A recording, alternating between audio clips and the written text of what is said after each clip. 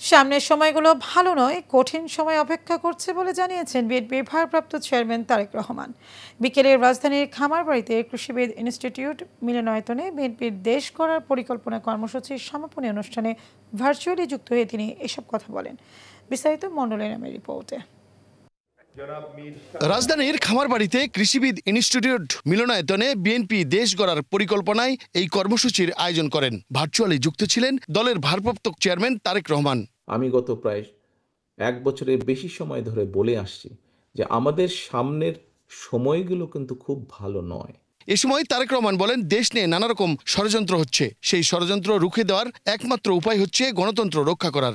বিভিন্নভাবে বিভিন্ন রকম ষড়যন্ত্র বিভিন্ন জায়গায় হচ্ছে। এই ষড়যন্ত্র রুখে দিতে পারে এই দেশের জনগণ, এবং এই ষড়যন্ত্র জনগণকে নিয়ে সাথে রুখে দিতে পারে বিএনপি, বাংলাদেশ জাতীয়তাবাদী দল। এই ষড়যন্ত্র রুখে দেবার একমাত্র উপায় হচ্ছে গণতন্ত্র, গণতন্ত্র এবং গণতন্ত্র। দেশে গণতন্ত্র প্রতিষ্ঠা হলেই সব ষড়যন্ত্র রুখে দেওয়া সম্ভব বলেও জানান তিনি। আমরা যদি গণতন্ত্রকে প্রতিষ্ঠিত করতে পারি, যে কোনো মূল্যে জনগণের মতামতকে প্রতিষ্ঠিত করতে পারি, তাহলে অবশ্যই অনেক ষড়যন্ত্রকে আমরা রুখে দিতে পারবো। সবাইকে ঐক্যবদ্ধ থেকে দেশের জনগণের অধিকার ফিরিয়ে আনাই এখন বিএনপির বড় লক্ষ্য বলে মনে করেন তারেক রহমান।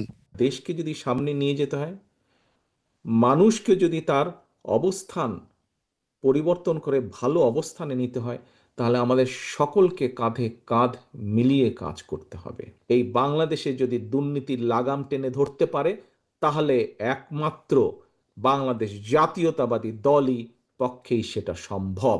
মণ্ডলের নাম, এশিয়ান টেলিভিশন, ঢাকা।